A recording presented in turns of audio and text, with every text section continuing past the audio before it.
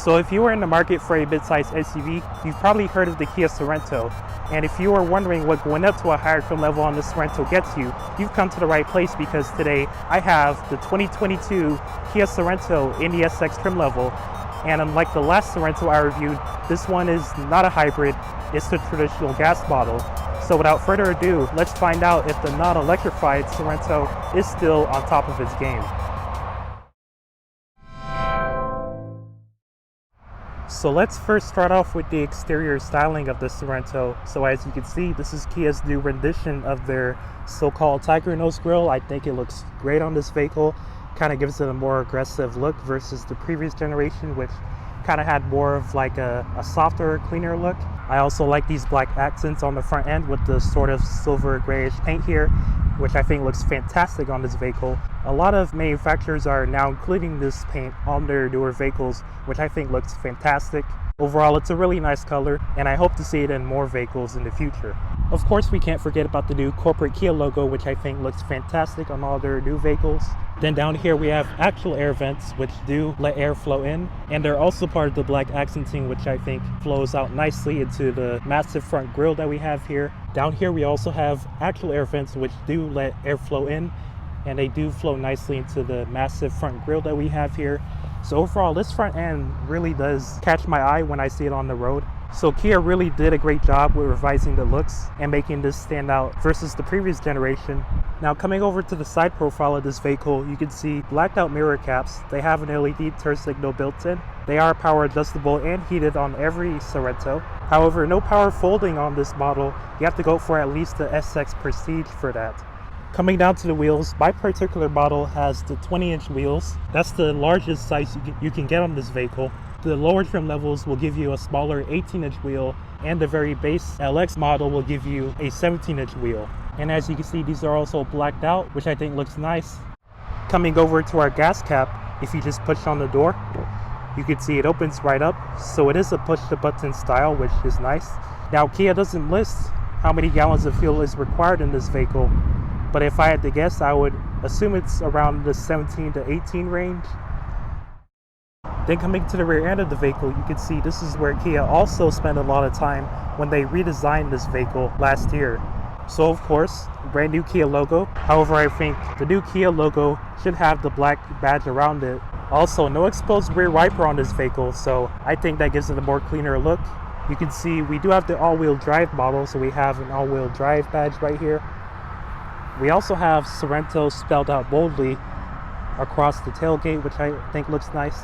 And then coming down, you can see more black accenting, and we do have fake exhaust tips on both sides of the vehicle. The actual exhaust is on the right side of the vehicle, as you can see right there. And the fake exhaust trend that's been going on newer vehicles is controversial. I don't really mind it as long as it doesn't look too offensive. I think they look fine on this vehicle.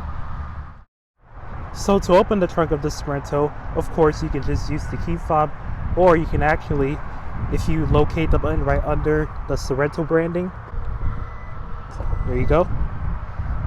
As you can see, it opens right up, and that opened pretty quickly. This is one of the faster opening tailgates I've seen on an SUV.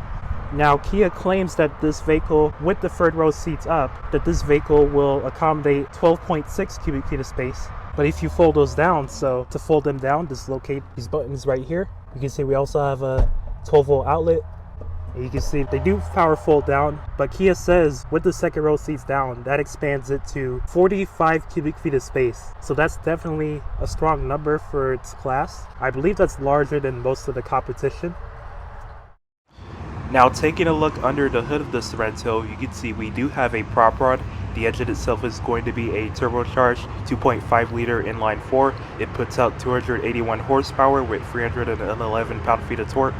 Keep in mind, however, that if you do go for one of the lower trims, you get a non-turbocharged 2.5 liter inline 4 engine, which produces less horsepower than the one that we have here. This engine is mated to an 8-speed wet dual-clutch transmission. And if you go for one of the lower trim levels, you'll get a traditional 8-speed automatic transmission instead. This vehicle does include an all-wheel drive system, but only if you go for the LX, SX, and the X-Line trim levels. All-wheel drive is standard on the X-Line trim levels. As for the curb weight, this particular model comes at about 4,000 pounds, and for the towing capacity, this vehicle is rated to tow up to 3,500 pounds, thanks to the more powerful drivetrain. The non-turbocharged engine can only tow up to 2,000 pounds, so keep that in mind. Now as for the fuel economy, this vehicle is rated to get 22 in the city, 29 on the highway, and 25 combined driving, and that's with the front-wheel drive system. And since all-wheel drive is optional on this model, if you switch it into that mode, you'll get slightly less figures with 22 in the city, 27 on the highway, and 24 combined driving. So before we get into the Sorento, first I of course want to talk about our key fob for this vehicle. So as you can see right here, this is our typical Kia key fob. You can see we have our new Kia logo, which looks great. You can see the buttons are on the side of the key fob rather than on the front like most key fobs. Kia decided to put them on the side. That's great to prevent any accidental pushes while it's in your pocket. Now walking up to the vehicle, you can just locate the black button on the door handle. Just press on it. And let's first talk about our door trim. So as you can see, this is pretty much the same door panel that we found on the last Telluride that I reviewed. Up here is kind of a hard touch leather. You can see we have this honeycomb texture, just like on the Telluride. I think that looks nice, adds a nice luxurious look. I also like this trim behind the door handle. The armrest is soft leather. You can see it's more of a white beige color. The controls are all 4 auto up and down for the windows. You can see right here our control for the power adjusting mirrors. Pretty massive storage area down here with a cup holder and then a pretty basic speaker grill. Nothing too fancy about it. Now the driver's seat is going to be power adjusting on every Sorento, but the very base model, that one only gives you a 6-way mainly adjustable seat, whereas every other trim level will come with a 10-way power adjusting driver's seat with 2-way lumbar support. However, if you go for the SX Prestige and up, that upgrades it to a 14-way power adjustable driver's seat with 2-way lumbar support, as well as a PHY extension. Now the passenger seat is also power adjusting standard on every trim level, even the base model. However, it's only a 4-way power adjusting seat from the very base model to the X line, and then the SX and up will give you an 8-way power adjustable passenger seat. These seats are also heated on every Sorento except the very base model. However, if you also want ventilated seats, you'll have to go for the SX Prestige and up. And as for the styling of the seats, I think they feel nice and comfortable. They're very similar to ones that you'll find in Hyundai vehicles.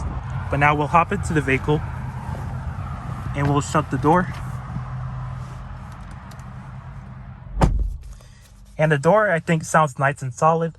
Now to start up the vehicle, just put your foot on the brake and find the push to start button right over here. It's kind of blocked by the steering wheel.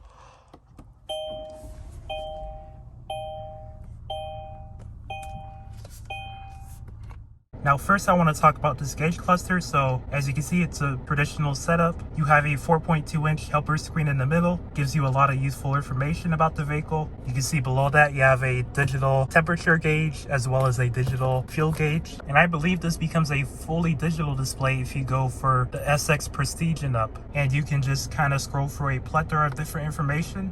The drive mode animation isn't really do much. It just tells you what drive mode you're on. So it's not like the Hyundai vehicles where it gives you a whole visual that fills up the entire screen.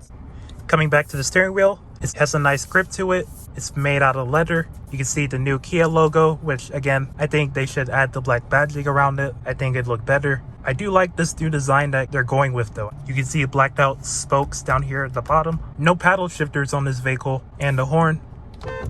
It sounds pretty typical for a vehicle of this size. Up here, the rearview mirror, I like how there's a minimal bezel around it. It looks nice and modern. However, this is just a basic mirror. No electronic controls or anything like that, so you can't connect it to your garage or anything. Now coming over to the center stack here, you can see we have this massive 12.3-inch infotainment screen on every Sorento but the very base model. Just keep in mind the very base model only gets you an 8-inch screen. And this also has wired Android Auto and wired Apple CarPlay built in. I don't have it connected right now because I don't have my iPhone on me. But of course, you also still get the Kia/Hyundai user interface, which is very nice and easy to use. So lots and lots of features here. However, unlike the Telluride, this one does not have the rear seat talk feature, so you won't be able to amplify your voice to the rear passengers just like in the Telluride, because Kia does not offer that in this vehicle. Now another thing that stands out are these air vents. I think they look really high tech, really luxurious. I like the way they're designed. Kind of have like this silver trim around them. It's just plastic, but I think again it looks fantastic. It looks high tech. And interestingly, you also get an air vent down here. So it's really interesting the way Kia designed these air vents. The HVAC system, most of the controls are touch-based. I will say they are really nice and responsive, so you shouldn't have trouble trying to use this. I know on some other vehicles, they're not as responsive. Sometimes you gotta kind of double press in order to get it to register, but that's not the case here. Down here, you can see we have a control for our free level heated driver's seat. Also on the passenger seat, it's also a freeway level heating seat. So that's very nice.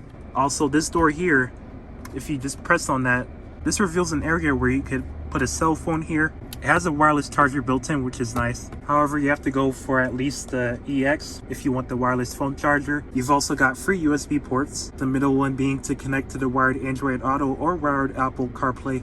Over here, you can see the dashboard has more of that honeycomb kind of texture, which again, I think makes this look more luxurious. Coming to the center console, we do have 2 cup holders. We have a little storage pocket right here. We have a drive mode selector, an all-wheel drive lock, because this vehicle comes equipped with all-wheel drive. We also have an electronic parking brake in this vehicle.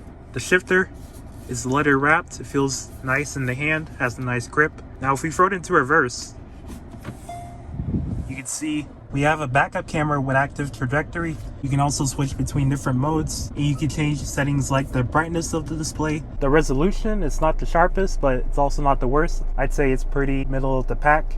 Over here, the armrest. It's a pretty decent sized armrest. It doesn't really go down that deep, but you should be able to fit some coupons in there. You can see we also get a tray right here. Then coming over to the glove box, you can see it's a pretty decent size, and I like how it's color matching with the interior finish. I think that's a nice touch. And I also like how there's an interior light that makes it very useful at nighttime. Now getting to the back row of the Sorento, you can see we still have the nice fit and finishes that carry over to this back door panel. We have auto up and down windows, a cup holder. Interesting how that kind of protrudes out from the door. And then I guess this could be considered another cup holder because that's all you could probably fit in there. Now getting into the second row, let's of course first talk about the legroom back here. So this is rated at 41.7 inches. That's more than the Honda Passport, Nissan Murano, and other similarly sized offerings in the segment. And it's on par with its own sister vehicle, the Hyundai Santa Fe. On the side here we have some armrests, and for someone like me, I feel like they could be just a little bit wider as my elbow does tend to slip off quite often. We do get net style backseat pockets, which is nice, and we also get a massive sunroof which extends all the way back to this back row, and I'll go ahead and open that. So you can see this lets in a lot of sunlight in the cabin, so really nice overall. Down here we do get 2 air vents. They have the same styling cues which make it look premium, and then below that we get a 12-volt outlet and a USB port to charge a cell phone.